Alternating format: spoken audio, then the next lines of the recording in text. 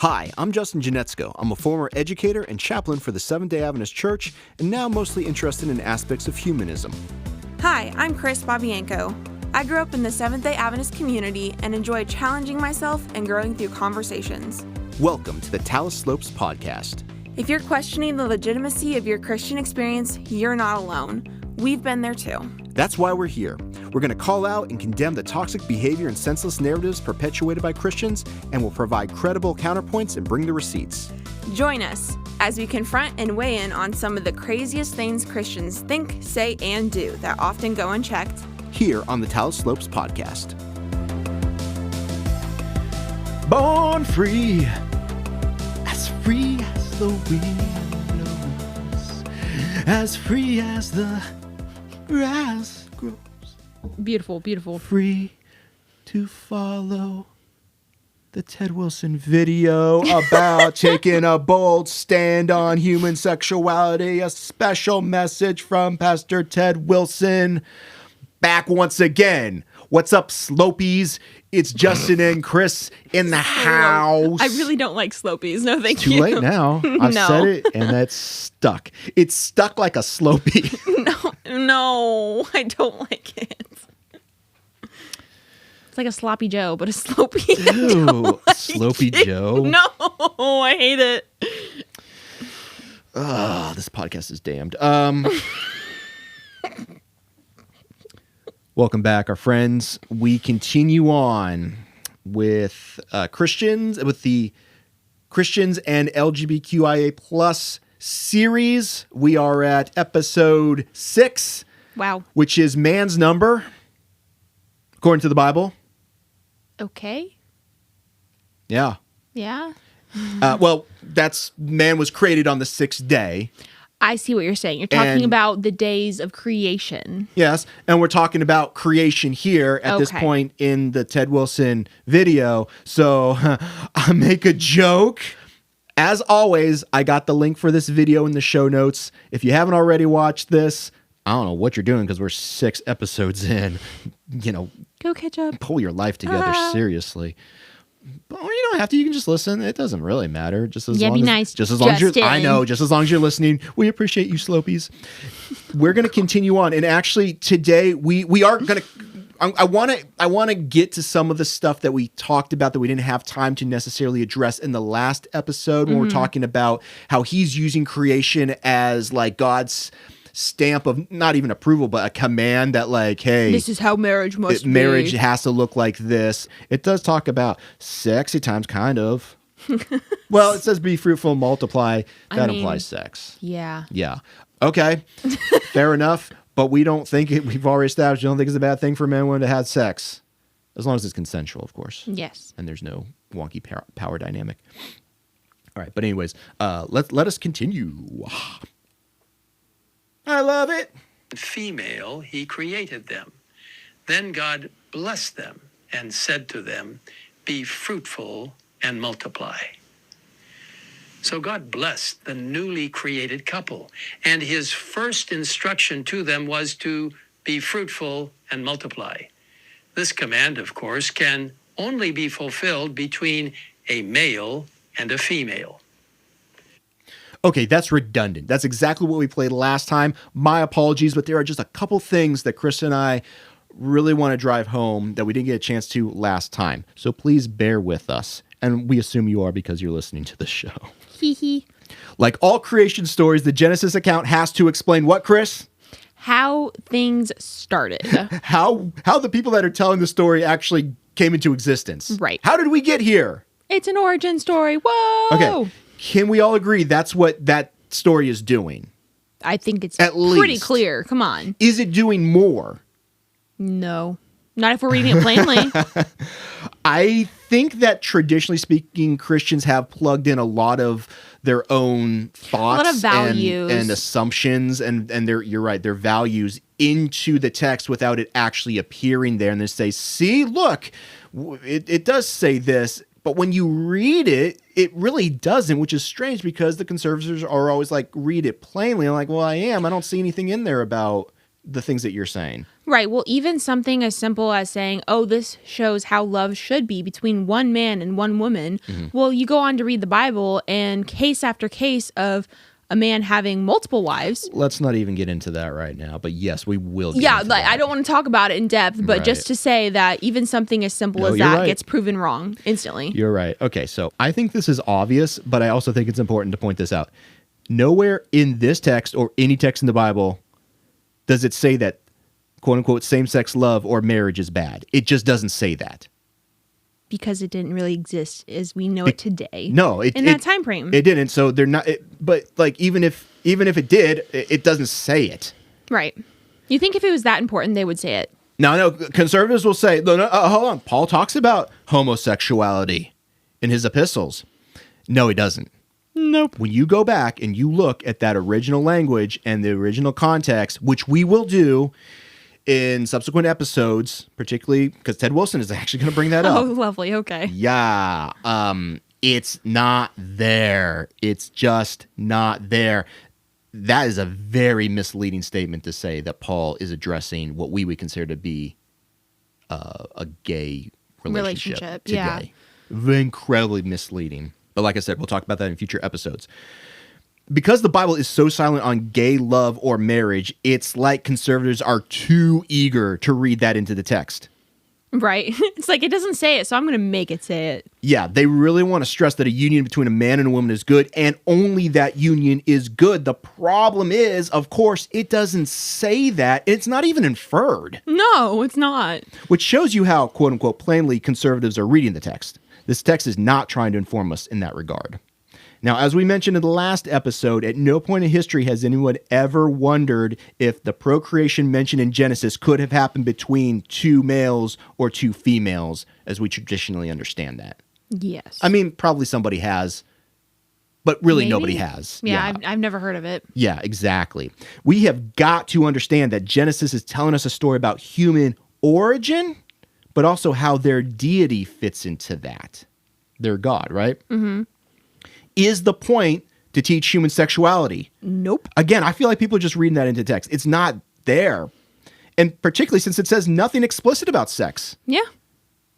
Now, again, we believe it implies sex because of the procreation narrative, but it's not there to be like, here's what sex ought to look like or not ought to look like. Let's have a sex ed class right now. Take some notes. The be fruitful and multiply quote is pointing out how humanity came into existence, not commenting on human sexuality. The creation story is not at all concerned about that. And why would it be? That's not its purpose. In Genesis 2, there's also another reading into the text, the one flesh line. You know what I'm talking about? They became one flesh and joined together. They did. That's what. Did they, though? Historically, Christians have used that phrase, one flesh, to teach about sex, particularly in the context of marriage. Yes. If you are familiar at all with purity culture, you are probably familiar with what I'm talking about. And if you're not, consider yourself blessed. Yes, purity culture is not fun. Child. Blessed child. But again, this is reading a lot into the text that isn't there. It assumes a lot based on how the text has been used, not what the text actually says. And that one flesh thing, really, it doesn't match up with the term that is used for flesh, which in the Hebrew is basar. And I want to read real quick where it talks about the one flesh. It's basar in the Hebrew in that original text. Here are the ways that basar is used throughout the Bible. It appears, apparently, 264 times. Wow. Okay. Yeah, in the Hebrew Old Testament there. And it can be used to describe flesh, which is either of the body of humans or of animals, the body itself, the male organ of generation. I hate that. Okay. I hate it as well. It can refer to kindred or blood relations. It can refer to flesh as frail or erring, man against God. It can refer to all living things. It can refer to animals, and it can refer to mankind. It's very vague. It doesn't say anything about sex. Nope. So that kind of puts us in a weird position. It seems to be talking about literal flesh. Wow. But the emphasis in the creation account cannot be literal. That makes no sense.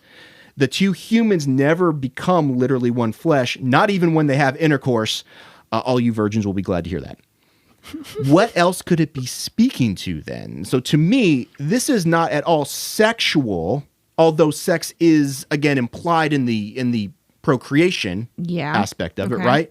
But that's not the point of what the basar is, what the flesh is. It's more about commitment and the inseparable union that is supposed to occur between two people in this Jewish religion that is being addressed here, essentially. And to those that want to reduce marriage to sex in this case, come on, buddy. Come on, buddy. Marriage is far more than sex. Sex is far from what unites a couple. Why are Christians just so obsessed with making this sexual? I don't understand. So true. Like, anytime I've ever heard Christians talk about it, it's always sexual. But also, the Genesis 2 experience of Adam and Eve is literally nobody's actual experience. Right. Again, who was there? Yeah. Precisely. Wilson also talks about the command, and we talked about this last time, but a little bit more detail on that. That command is only found in the Genesis 1 account. If you read through Genesis 1 and 2, and I guess you can say 3, but Genesis 1 and 2 are different accounts of the same creation story, even though it's not really the same. That's true. Can it be the same if they're different accounts? I'm messing myself up. But they're talking about the same origin. Exactly. There you go. There you go. But only in Genesis 1 is that, again, quote unquote, command found. And really what it says is, and this is from the NIV, is that God said to them, right, be fruitful and multiply. So are we reading this plainly or not? God is talking to who? God said to us? No, to Adam and Eve. God said to all people ever that will have existed and will exist and exist now. God said to them. Who is them? Chris, you said it. Adam and Eve. Okay, so it's not us. Yeah, and plus, if you think about it, Adam and Eve would have had no concept of how big the world would be one day. This is what the text is saying, right? He's talking to them and not to us. It is just always interesting to me, Chris, and we've talked about this before, which messages in the Bible conservatives interpret as speaking to them versus speaking to another individual. True. Where's the line? Because we've talked about this many times so far in this podcast, but the whole story with the rich young ruler. Yeah. Where Jesus is talking to him, and that doesn't apply to us today, apparently. No, because heaven forbid we get rid of our earthly resources. I mean, but when God is talking to Adam and Eve, it clearly applies to all of us. Everyone. I mean, you could extrapolate all of that to the furthest extent within all the things that God says at all in the Bible, and just rack your brains. Is he talking to me? Is he talking to them? He's talking to them. Well, always. I think it's kind of sad, honestly, to just say that this is the one way things can be ordained and blessed by God if people are fruitful and multiply, because that discludes so many people. And that doesn't just mean the LGBTQ plus community. That means a lot of straight people too. Yeah, just because something could apply to us doesn't mean that it automatically does. We would have to examine, really, to me, the literary context in a lot of ways. But even then, it's a huge leap in interpretation to suggest that anything written in the Bible was destined for us here in 2024. And particularly in Genesis, I just don't really see those arguments holding much water. If you consider the Bible authoritative, maybe there's more of an explicit case to be made for a man and a woman united in marriage in Genesis 2, but there is no command given there. It's just in Genesis 1 that the quote-unquote command, which again, this is God told them, but he doesn't do that in Genesis 2, the other account. It's actually alluding to the part in the narrative explaining the origin of woman in this context. It's simply a reflection, right? This is why. Because it's an origin story of human existence, but also of supposed marital tradition and practice. So again, men and women should get married if they want. No one is disputing that. No, but I just don't know ultimately how you can make a good faith argument that the creation story is providing any sort of foundational instruction regarding human sexuality.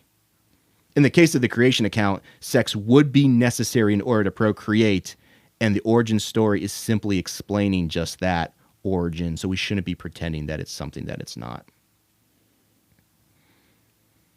Also, queer people can still have babies. Yes. And in the traditional manner as well. They can still be queer and still do that. Yes. Just saying. Let's keep on going, Kris. Yay, we'll make it forward. Shall we play some more of this video? Nah, if we have to. We do. Centuries later, Jesus referred to creation when he asked, "Have you not read that he who made them at the beginning made them male and female? For this reason," he said, describing marriage, "a man shall leave his father and mother and be joined to his wife, and the two shall become one flesh." Kris, have you heard that argument before from conservatives that Jesus actually reinforces marriage between a man and a woman? Yep. And therefore, because he does that, he actually does talk about gay marriage. But he doesn't. But they say that he does. I think that's what Ted Wilson is saying. That really does. It does sound like Jesus doesn't come straight out and say gay marriage is bad. I want y'all to hear me on that now. Write that down over there. Hey, you writing the Bible right there? Yeah, you, I see you. Write down gay marriage is bad. Hey, you, I don't like your gay marriage. But he doesn't do that. You know, he doesn't do that. But I feel like this argument that Ted Wilson is making here is just, it's a really bad one. And it's bad for several reasons. Go ahead, Kris. I was just going to say it's a stretch. It's a major stretch. It's not even a stretch. It is, once again, a nothing burger. Nothing burger. He is using this in all the wrong ways. When we read the scripture, and this is according to Ted Wilson, we need to read it how? Plainly. Say it together. Plainly. Yeah. Before we go any further, Kris, let's read. We're not going to read the entire thing, but we're going to read some of the text around what Ted Wilson just quoted from Matthew 19. We're going to read Matthew 19, verses 1 through 9. All right, you ready? I was born ready. Okay, then. Matthew 19. When Jesus had finished saying these things, he left Galilee and went to the region of Judea to the other side of the Jordan. Large crowds followed him, and he healed them there. Some Pharisees came to him to test him.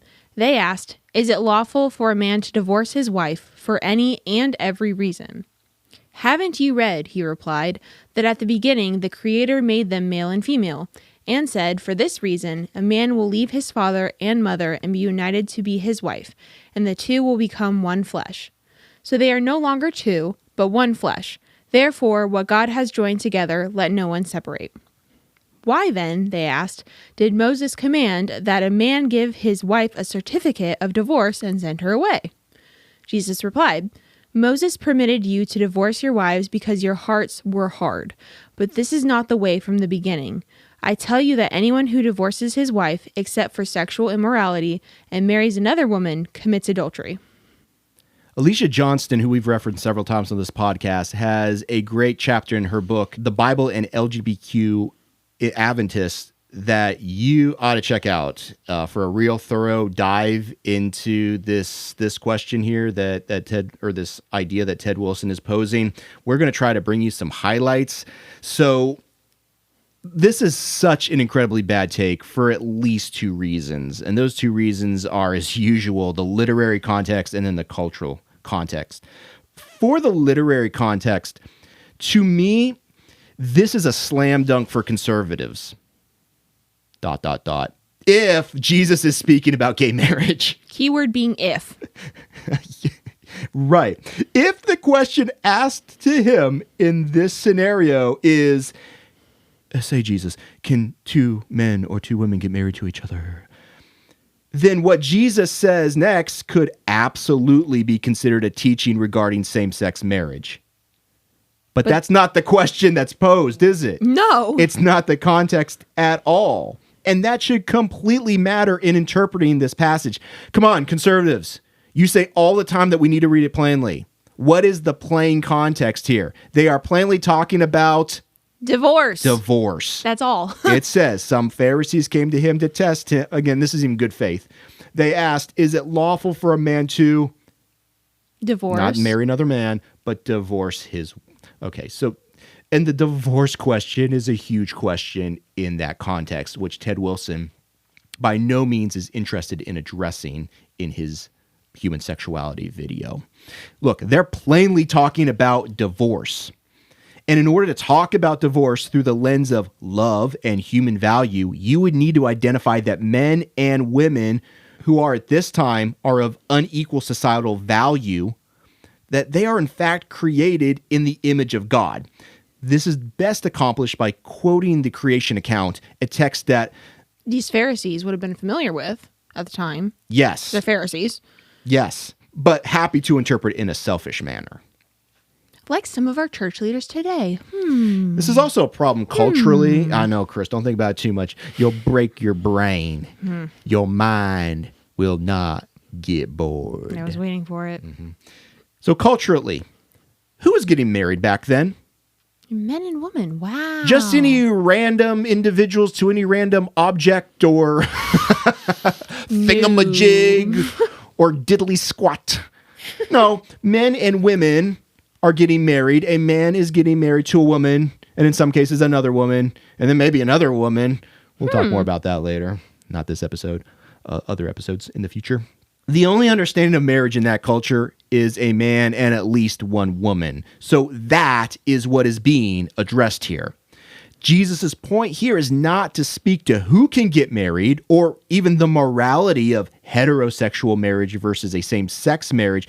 Instead, he is speaking to the idea that God made man and women, that they were equally created in God's image and should thus be treated as such. Men of Jesus' day, are you listening to this? Oh, probably not because you're dead. But people today, are you listening to this? Oh, gosh. But even more so, that they are joined together in a relationship. That relationship should not be broken for a very pragmatic reason or pragmatic reasons. So this is where I'm going to hop on over to Alicia Johnston's book.